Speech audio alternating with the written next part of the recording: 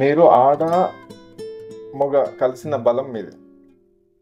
మీరు నన్ను తప్పుగా అనుకోవద్దు, బట్ మీ బలం మీరు అంచనా వేయట్లేదు, కానీ మీది ఇద్దరి బలం మీలో ఉంది.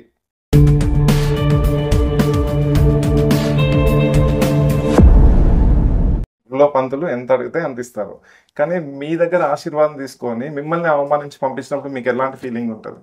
ఒకరు మేము ఆశీర్వదించి మీ చేయి మంచిదమ్మా, మళ్ళీ ఆశీర్వదించండి.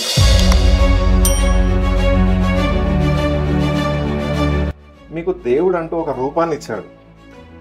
అలాంటి రూపాన్ని, దేవుణ్ణి ఎదిరించి మీరు ఆ రూపాన్ని మార్చుకోవాలనే ఆలోచన మీకు ఎందుకు వచ్చింది అసలు? మేము దేవుణ్ణి ఎదిరించలేదు.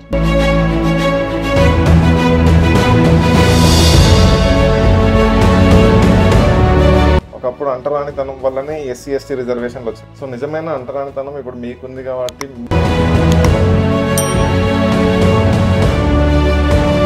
ఎదురింటోళ్ళు పక్కింటోళ్ళు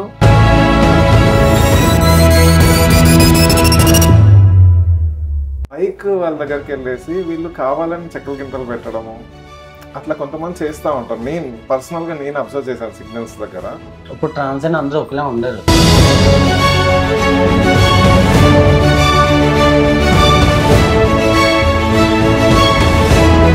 ట్రాన్స్జెండర్స్లలో చాలా మంది కూడా ఆ పర్టికులర్ ఏజ్లలోనే ఇట్లాంటి ఫీలింగ్స్ వస్తూ ఉంటాయి. నాకు ఫీలింగ్స్ ఎప్పుడున్నాయంటే ఈ గురువుని ఎవరు చూస్ చేస్తారంటే మీకు సపరేట్ గ్రూప్స్ ఉంటాయా, లేకపోతే అందరికీ కలిపి ఒకరే గురువు ఉంటారా?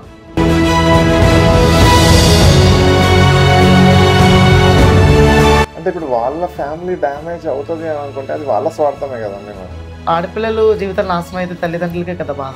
ఇప్పుడు మీరు కూడా ఆడపిల్లే కదా, కానీ అది ఇంట్లో ఇవన్నీ చెప్తుంటే నాకు మీ కళ్ళల్లో నీళ్లు కనిపిస్తున్నాయి యాక్చువల్గా అని చెప్పినప్పుడు నాన్న సూసైడ్.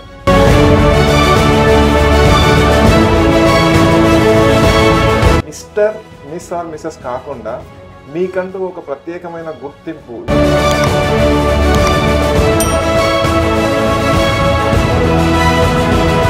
ఇటువంటి చాలా డిస్కషన్స్ మా కమ్యూనిటీలో కానీ మా పెద్దవాళ్ళు కానీ గురువులు కానీ చాలా చేశారు. ఇప్పటికే ప్రయత్నిస్తున్నారు. ఈ వేదాన్ మీడియా అనే అతను ఒక పర్సన్ని తీసుకొచ్చి కూర్చోబెట్టేసి తను చాలా మిమ్మల్ని కించపరుస్తూ మాట్లాడడం జరుగుతుందండి. తను ఈ ఇష్యూ తను దగ్గరుండి చూడలేదు.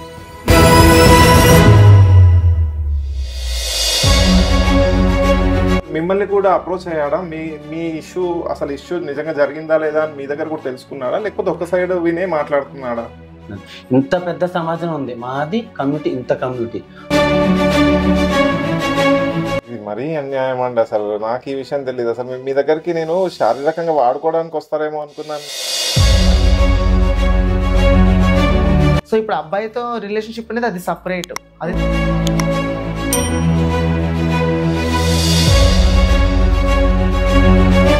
మనస్ఫూర్తిగా చెప్తున్నా, మీరిద్దరు you look very very beautiful. Thank you so much.